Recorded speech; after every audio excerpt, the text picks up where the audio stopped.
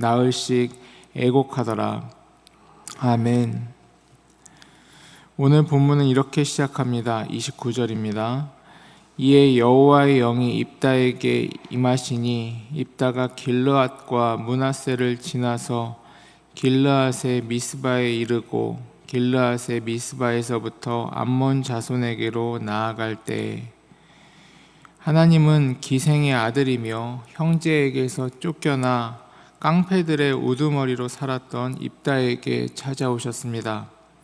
그러한 자를 사사로 세우시고 그간 사사들의 입장에서 보았던 것처럼 또 온전하지 못한 자를 세우셔서 하나님께서 얼마나 강하고 위대하신 분이신가를 확인시켜 주시는 부분입니다. 여호와의 영이 임하셨다라는 것은 하나님께서 그를 선택하셨다는 것, 그와 함께 하셨다는 것, 그리고 그와 함께 하시기 때문에 이제 승리를 주시겠다라는 것을 의미합니다. 그런데 30절, 31절에서 입다는 그러한 하나님께 기대하기보다 엉뚱한 서원과 엉뚱한 조건들을 걸면서 하나님과 함께하는 전쟁을 이제 왜곡해 나아가기 시작합니다. 30절, 31절인데요. 그가 여호와께 서원하여 이르되 주께서 과연 암몬 자손을 내 손에 넘겨주시면 내가 암몬 자손에게서 평안히 돌아올 때 누구든지 내 집 문에서 나와서 나를 영접하는 그는 여호와께 돌릴 것이니 내가 그를 번제물로 드리겠나이다 하니라. 이는 암몬 자손과의 싸움에서 승리를 주시면 나를 가장 먼저 이 전쟁의 이 개선 장군에게 가장 큰 환호를 보내고 가장 먼저 뛰쳐나오는 사람에게 이 사람을 하나님의 번제물로 바치겠다라는 이야기를 하고 있는 것입니다. 입다는 왜 갑자기 하나님께서 시키지도 않으신, 아니 하나님께서 오히려 이러한 짓은 하지 말아라, 이방신이나 하는 짓이니 절대 해서는 안 된다라는 이 인신제사를 하겠다라고 서원을 하고 나선 것일까? 이러한 현상을 두고 복음과 일반 종교의 차이로 설명할 수 있습니다.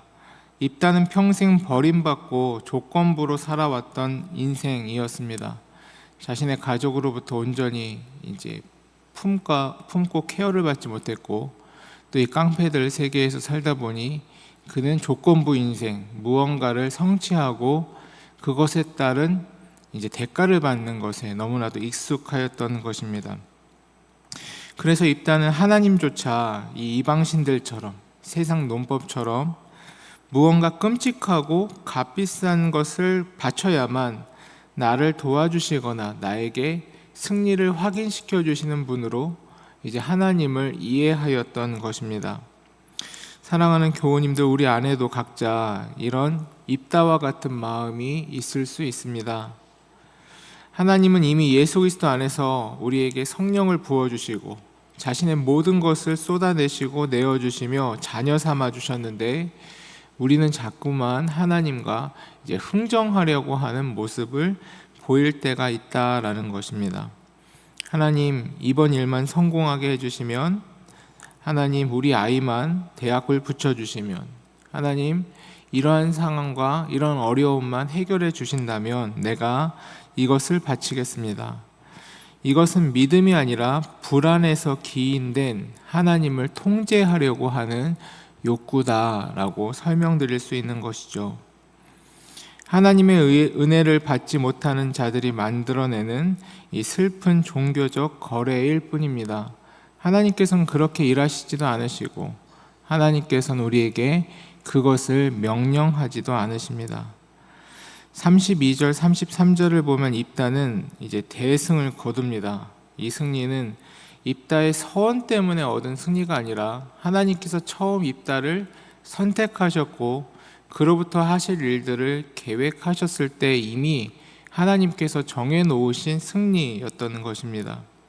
그리고 34절에서 입다는 승전보를 울리며 집으로 돌아올 때 그때 문을 열고 가장 먼저 입다를 맞으러 나온 사람은 입다가 자신의 목숨처럼 아끼는 성경의 표현대로 무남 동녀인 외동딸, 이 여인이 나와서 이제 자신의 딸이죠, 입다를 맞이하는 장면이 나타나는 것입니다. 이 장면을 고대 문화의 배경 속에서 그려보면 전쟁에서 승리하고 돌아오는 영웅을 향해 이제 화려한 이 환영 인사들이 펼쳐지지 않습니까? 그때 그 순간에 이제 자신의 마음 속에 있었던 그 입다의 그 표현대로 누가 나오나, 이제 이 승리의 대가로 누굴 희생물로 삼아야 되나 했을 때 자기 딸이 나오는 모습을 보면서 얼마나 절망스러워했을지, 또 드라마로 만든다면, 영화로 만든다면 입다의 표정이 어떠했을지 우리는 상상해 볼 수 있습니다.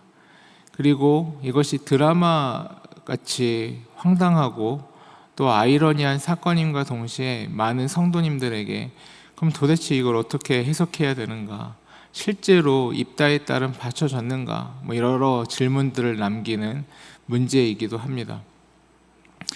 하나님께서 저에게 주신 이 본문은 저에게도 특별한 의미가 있는데요. 제가 처음으로 이제 고등학교 막 졸업하고 이제 수능이나 어떤 대입에서 어느 정도 자유로워지고 나서 제가 처음으로 이제 내가 정식으로 열심히 성경을 봐야 되겠다, 그냥 띄엄띄엄 보는 게 아니라 하나님의 말씀을 매일같이, 큐티라고 하지 않습니까? 매일같이 큐티를 해야지 하고 처음 산 큐티책을 처음 본 본문이 이 본문이었습니다. 그러니까 얼마나 황당하겠습니까? 이 성경을 읽어서 이제 은혜를 받아야지 얼마나 하나님의 사랑이 많을까 하면서 처음 읽은 성경이 큐티를 처음 하겠다고 만난 본문이 입다 본문이었다라는 점이죠. 지나고 나서 본다면 이것을 이제 여러 가지 의미로 볼 수 있지만, 하나님께서 1차적으로 인신제사에 대해서 허락하지 않으셨다라는 측면에서 우리는 이를 생각해야 되는 것이고요. 그리고 실제로 이제 그 뒤에 이 입다의 딸이 죽었다, 인신제사가 드려졌다, 이런 표현들은 나오지 않습니다. 그렇다고 해서 제가 인신제사를 안 드렸을 것이다, 또 하나님께서 그 제사를 받으셨을 것이다, 안 받으셨을 것이다, 이것을 이제 속단하는 것은 아닙니다. 근데 우리가 성경을 바라보고 성경을 해석하는 데 있어서 가장 중요한 것은 성경이 말하는 데까지만 가고 성경이 말하지 않는 것은 덮어두는 것에 있습니다. 그러면 하나님께서 은혜를 주셔서 입다에게 그런 스토리가 있길 바라는 거죠. 그런 제사는 난 처음부터 바라지도 않았다, 난 너를 그냥 사랑한다, 그래서 이것을 내가 다 무마시켜 줄 테니, 또 예전 아브라함의 때와 같이 내가 여기 다른 제물을, 너의 딸을 대신할 다른 제물을 내가 여기 준비해 놨으니 그걸 바쳐라, 이런 스토리가 다 기록되면 좋겠는데 그렇게 하셨다는 이야기 아닙니다. 그렇게 하셨더라도 이것을 감춰두고 계신다는 것이죠. 그러면 하나님께서는 왜 감춰두고 계시는가가 우리의 질문이어야 되는 것이죠. 왜 감춰두겠습니까? 선을 함부로 하지 말아라. 하나님 앞에 함부로 내가 이거 하겠네 저거 하겠네라는 말 하지 말아라. 하나님께서 은혜로 그렇게 안 하게 해주신다면 감사한 일이지만, 하나님께서 끝까지 그걸 받으시겠다고 하면 그걸 어떻게 하겠습니까? 그런 하나님을 우리가 악하다라고 할 수 있는가? 그렇지 않습니다. 하나님이 선이시고 하나님께서 그렇게 하시면 그렇게 하시는 겁니다.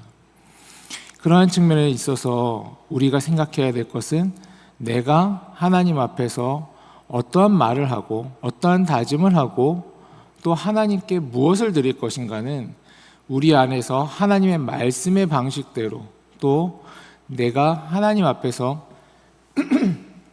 감당할 수 있는 범위 내에서 하나님께서 허락하신 그 은혜에 따라서 우리는 하나님 앞에 나아가야 된다. 또 겸손히, 또 한편으로는 기뻐하지만 두려운 마음을 가지고 하나님 앞에 나아가야 된다는 것을 항상 마음에 품고 있어야 하는 것입니다. 입다처럼 자신의 그 욕심이 너무나도 커버려서 내가 이거 하겠습니다, 저거 하겠습니다, 함부로 이야기하는 것은 적절하지 않으며, 그것이 하나님의 공동체에게도 유익이 되지도 않고 자기 자신에게도 좋을 것이, 결과적으로 그 딸을 잃었는데 이 승리가 무슨 소용이 있겠습니까? 그래서 결과적으로는 자신에게도 도움이 되지 않는 이러한 비참한 상태를 맞이할 수밖에 없다라는 것을 하나님께서 보여주시기 위해서 저는 이것을 이제 감춰두셨다, 그 끝을 이야기하지 않고 계신다라는 것으로 이제 해석하고자 하는 것입니다.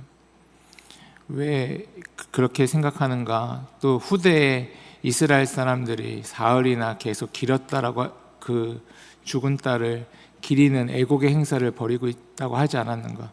그것은 이 교훈을 계속 생각하기 위해서 얼마든지 그 끝이 감춰져 있는 상황에서도 할 수 있는 것이며, 그 뒤에 지혜로운 이제 지도자들이 이스라엘에게 이러한 풍습과 문화를 남겨둘 수 있는 것이죠.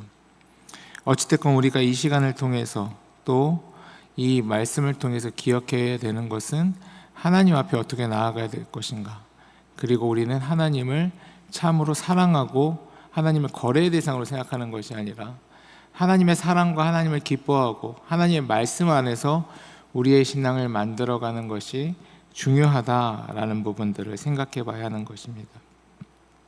35절에서 이렇게 기록되어 있습니다. 입다가 이를 보고 자기 옷을 찢으며 이르되 어찌할꼬 내 딸이여, 너는 나를 참담하게 하는 자요, 너는 나를 괴롭게 하는 자 중에 하나로다.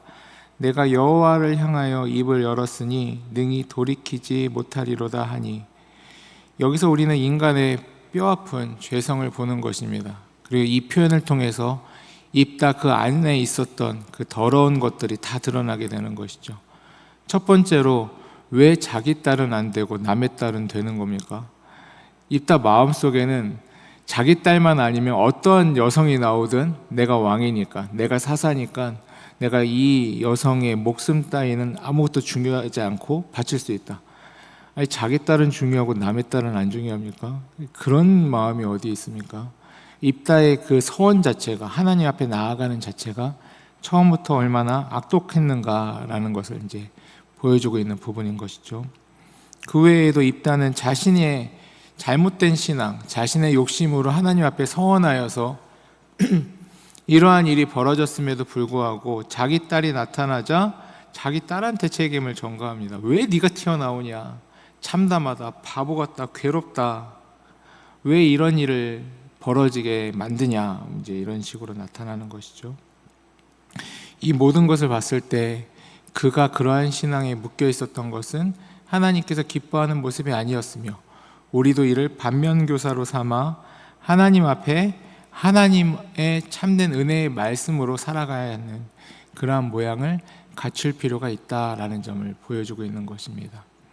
최종적으로 입다는 진짜 구원자가 될 수 없었습니다. 그는 연약한 사사였고 또 한계를 보여주는 사사였습니다. 세상적인 방식으로 남의 딸을 희생시키면서 설령 자기 딸을 희생하는 방식으로 어쩔 수 없이 갔다 하더라도 세상적인 욕심으로 가득 찬 그런 조건부 신앙이었다면, 우리 예수님께서는 그 구원의 방식으로 너의 아들들을 데리고 와라, 너의 딸들을 데리고 와라 라고 명령하신 것이 아니라 스스로 목숨을 내주시면서, 자신의 외아들을 내주시면서 우리를 구원하시고 우리를 승리의 자리로 이끌어 주신 하나님이시다라는 사실을 기억하여야 하는 것입니다. 우리가 믿는 하나님은 우리가 무언가를 바쳐야지만 움직이시는 분이 아니십니다. 반대로 이미 자기의 아들을 우리에게 내어주시며 우리를 위하여 그 모든 것을 주시는 분께서, 이 하늘의 은사를, 하나님께서 우리를 얼마나 사랑하시는데 그 구원과 승리를 주시지 아니하시겠는가? 신약에서는, 특별히 로마서 8장 32절에서는 이야기하고 있지 않습니까? 그 아들과 함께 모든 것을 우리에게 은사로 주실 것이다. 그 아들을 주신 분께서 모든 승리와 모든 능력을 주실 것이다. 그렇기 때문에 그 능력을 위하여, 그 승리를 위하여 오버하거나 헛된 서원을 하지 말고 오직 예수 그리스도 안에서 예수 그리스도를 의지해라 라고 말씀하고 계신 것입니다. 오늘 기도의 자리에서 주님과 함께 주님을 바라봄으로 세상의 방식이 아닌 그리스도의 은혜의 방식으로, 세상의 지혜가 아닌 하나님의 지혜로 겸손히 주님 말씀 안에서 승리하고 그 믿음의 전투에서 주님과 함께 동행하며 나아가시는 성도님들 되시기를 주의 이름으로 축원합니다. 함께 기도하시겠습니다.